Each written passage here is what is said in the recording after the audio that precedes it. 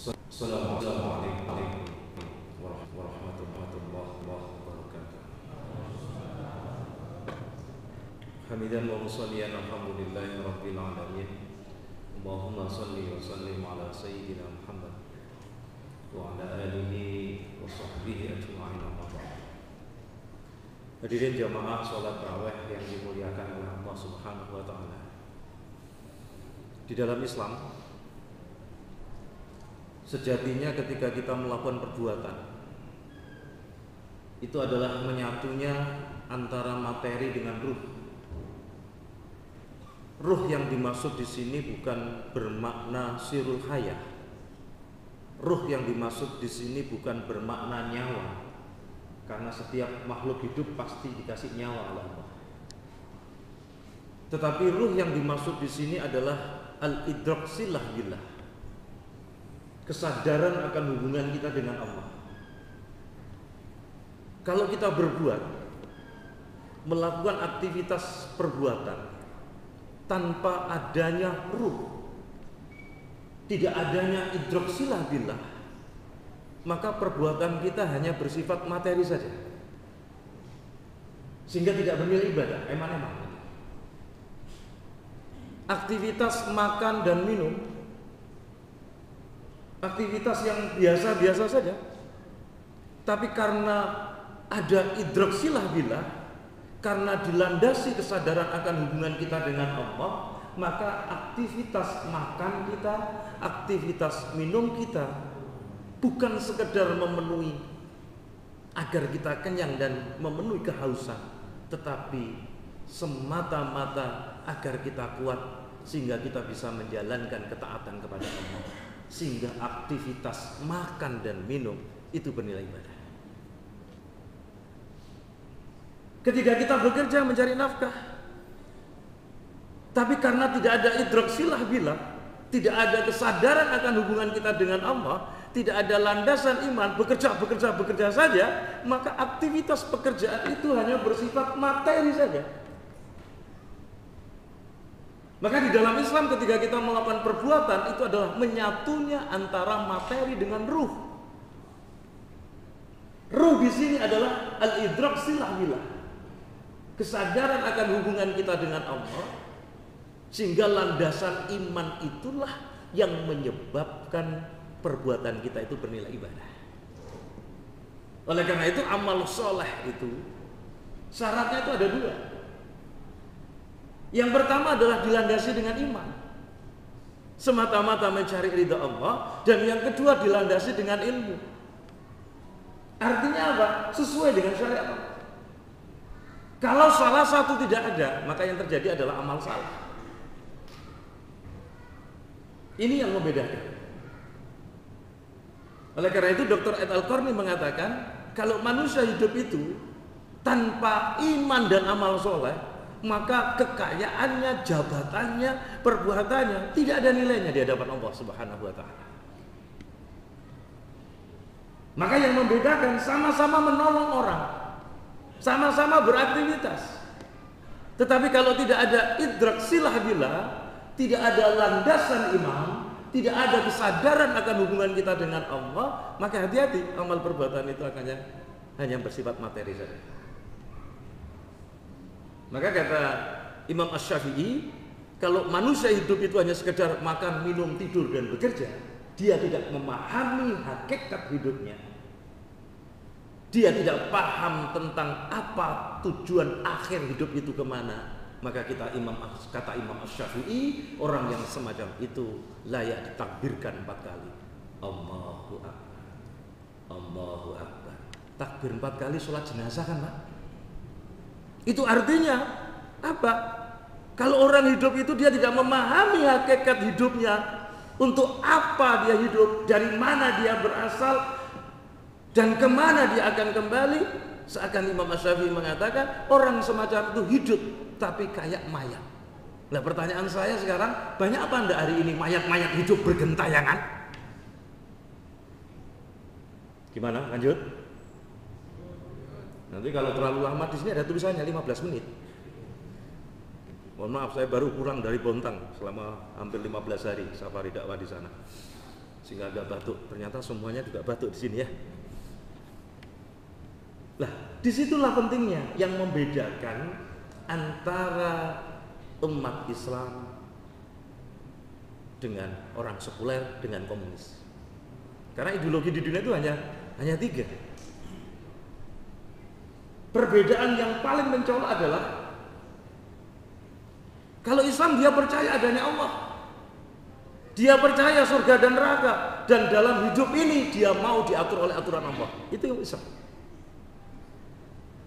Kalau dia yakin bahwa dia diciptakan oleh Allah, maka berarti dia makhluk. Tugas makhluk adalah tunduk pada Al-Khaliq. Untuk apa kita hidup ini? Untuk beribadah kepada Allah sebagai Khalifatullah fil ardh. Kemana kita akan kembali? Kita akan dihisab. Jadi kalau di kampung saya, kalau sudah ada kayak gini, Assalamualaikum, inna lillahi wa inna ilaihi rajiun, yang ada dalam benak pikiran kita apa? Siapa yang mati ya? Kalimat itu mengingatkan pada kita akan kembali kepada Allah, kita akan dihisab oleh Allah, kita akan dimintai pertanggungjawaban oleh Allah. Tapi kalau orang sekuler, dia percaya adanya Allah, dia percaya surga neraka, tetapi dalam hidup ini tidak mau diatur oleh aturan Tuhan. Betul? Hari ini umat Islam tidak diajak pindah agama, tapi umat Islam bisa jadi diajak jadi sekuler. Kalau orang komunis, dia tidak percaya adanya Allah, dia tidak percaya surga neraka, dianggap hidup ini hanya di dunia saja. Ini perbedaan yang paling mendasar. Maka kalau orang itu sudah tidak percaya adanya Allah, dia tidak sadar bahwa dia adalah hamba Allah, dia sudah tidak ingat mati, dia tidak percaya akan adanya hari akhirat, maka kata Imam Abu Lail As-Samarqandi, orang yang semacam ini akan dikasih 3 bencana oleh Allah. Apa bencana yang pertama? Menunda-nunda tobat. Jadi orang itu kalau sudah tidak ingat mati, dia tidak percaya akan adanya hari akhirat, maka bencana yang pertama kata Imam Abu Lail As-Samarqandi yang menulis kitab Tanbihul Ghafilin, dia mengatakan ada 3 bencana kalau orang sudah tidak ingat mati, dia tidak percaya akan adanya hari akhirat. Bencana yang pertama menunda-nunda tobat. Yang kedua adalah tamak terhadap dunia, rakus terhadap dunia, rakus terhadap kekuasaan, dan cenderung menghalalkan segala cara. Banyak apa enggak? Wong teko. Ini gara-gara tidak ingat mati, tidak percaya akan ada hari akhirat. Dan yang paling bahaya adalah semakin jauh dari Allah. Naudzubillah. Sebaliknya kalau orang itu ingat mati, dia sadar betul bahwa di antara titik kelahiran dan titik kematian yang waktunya sangat singkat, yaitu hidup di dunia, kalau sudah di antara titik kematian sampai titik kita akan dibangkitkan lagi, maka ini namanya alam barzah. Alam barzah itu adalah kuburan.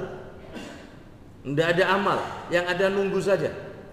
Kalau di antara, kalau titik di mana kita akan dibangkitkan lagi, maka sudah tidak ada amal juga, yang ada adalah keputusan, yang ada adalah hisab. Jadi ternyata letaknya amal hanya ada di dunia, yaitu di antara titik kelahiran dan titik kematian, dan waktunya singkat.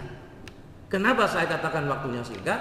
Kalau 1 hari di akhirat 50.000 tahun, maka usia 70 tahun di dunia itu ketemunya cuma 2 menit 1 detik menurut waktu akhirat. Guyonane arek Surabaya, gawe rokokan tok nang akhirat wis gak cukup. Jadi gawe sak sedotan wis kiamat rek. Jadi kalau bapak-bapak yang hari ini usianya sudah 70 tahun, itu berarti bapak-bapak sudah 2 menit 1 detik menurut waktu akhirat. Tapi kalau wong umur 50 wis dut, berarti bukan 2 menit, bisa jadi 1 menit kan gitu. Jadi momen yang sangat menentukan kita ini selamat atau tidak, itu hanya letaknya di antara titik kelahiran dan titik kematian. Dan inilah ladang amal soleh. Maka disitulah manusia itu butuh hidayah agama. Manusia sudah dikasih oleh Allah hidayah. Satu, hidayah yang gratis berupa akal. Dengan akal itu manusia berpikir, bisa memahami. Dengan akal itu manusia bisa membedakan antara nasi bebek dengan nasinya bebek. Beda apa enggak? Nah, kalau yang kedua, manusia dikasih hidayah naluri, dikasih hidayah panca indera.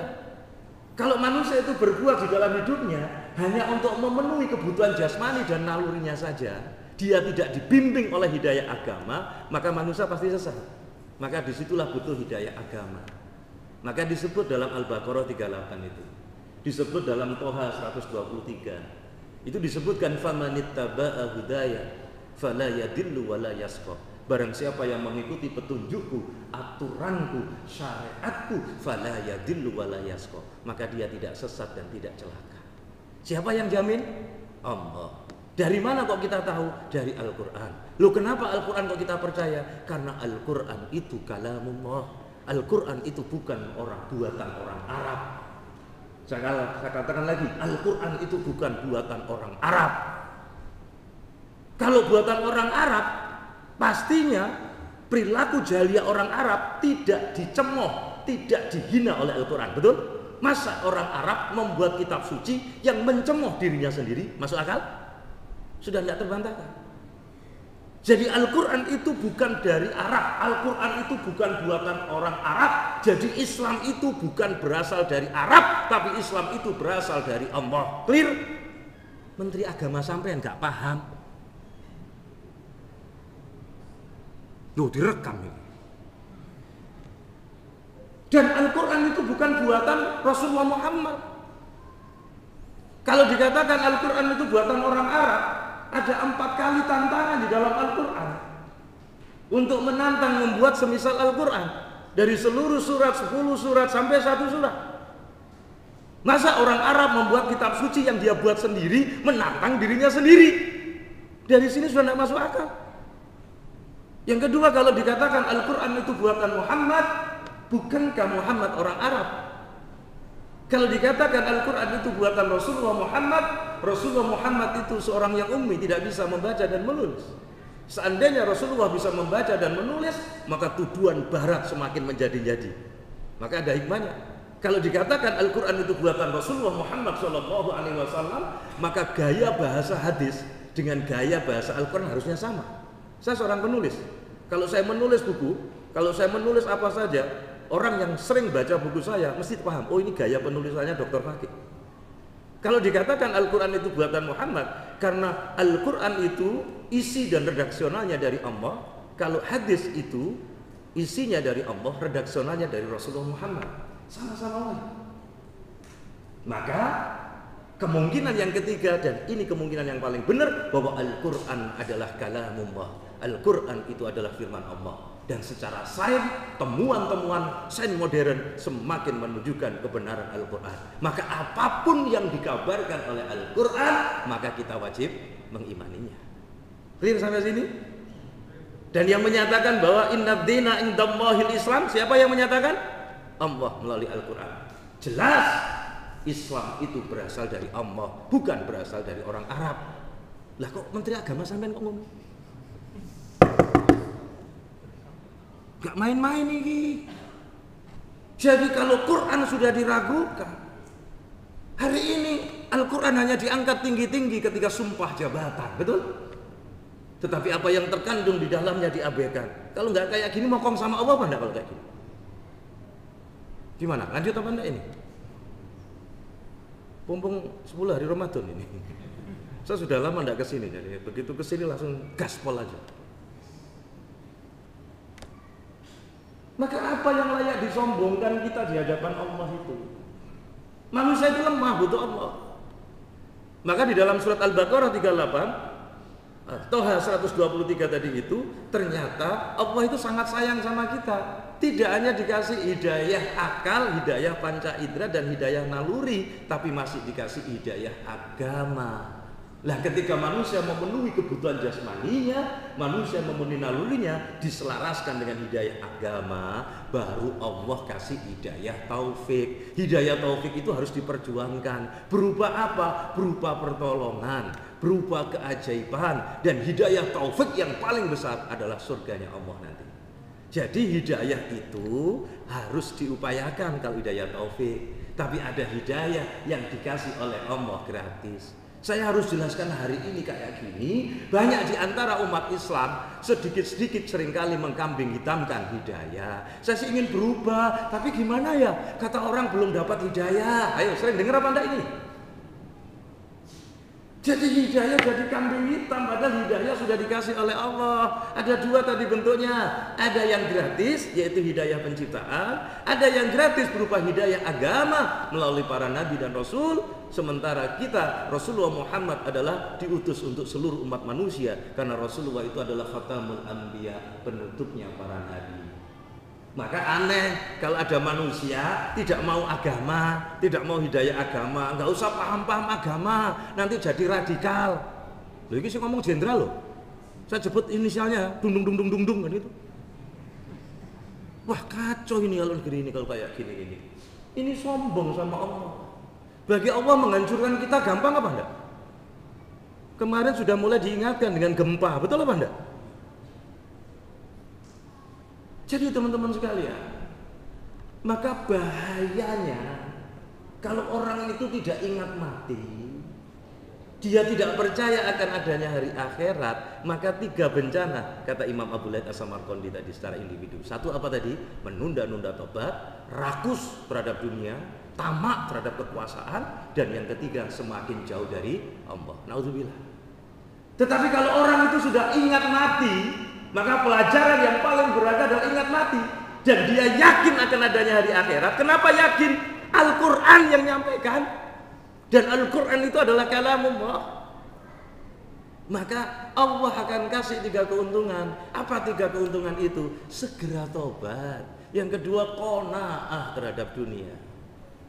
Dunia itu dalam genggaman tangannya, bukan dalam hatinya. Kalau sudah hubbud dunia wa karahiyatul maut, cinta dunia takut mati, hari ini terjadi, menghalalkan segala cara. Seorang ulama yang maunya hampir saja jadi wali, gara-gara capres tidak jadi lagi wali. Wong teko. Lah ini yang kita takutkan. Kalau Dajjal beneran itu datang, ada tulisannya kafaro. Wah itu berat sekali karena dia bisa menunjukkan surga, menunjukkan neraka dengan tipu dayanya. Ini baru dajjal kecil saja disogok 8M, 10M Alphard, wes. Maka saya berdoa mudah-mudahan aku tidak menangi dajjal yang sungguh. Ada yang guyon, dajjal tidak masuk Indonesia Ustaz, karena tidak ada kafaro. Karena di Indonesia sudah tidak ada orang kafir, itu non muslim yang ada. Jadi dajjal gak bisa masuk Indonesia Pak. Anjing rodok koplak ini. Hadirin, mari momen di 10 hari terakhir ini jadikan seakan-akan ini adalah hari-hari terakhir hidup kita. Jadikan Ramadan itu tahun ini seperti Ramadan terakhir bagi hidup kita. Sehingga kemudian kita menggunakan sebaik-baiknya untuk sarana untuk tobat, sebaik-baiknya untuk sarana untuk mendekat kepada Allah. Sekali lagi dengan ingat mati, dengan yakin akan adanya hari akhirat, akan adanya hari kiamat, membuat kita, kata Imam Abu Laith As-Samarqandi, segera tobat. Dan yang kedua, qanaah terhadap dunia. Dan yang ketiga, semakin dekat kepada Allah Subhanahu wa ta'ala. Tepat 20 menit, kurang dan lebihnya saya mohon maaf. Wassalamualaikum warahmatullahi wabarakatuh.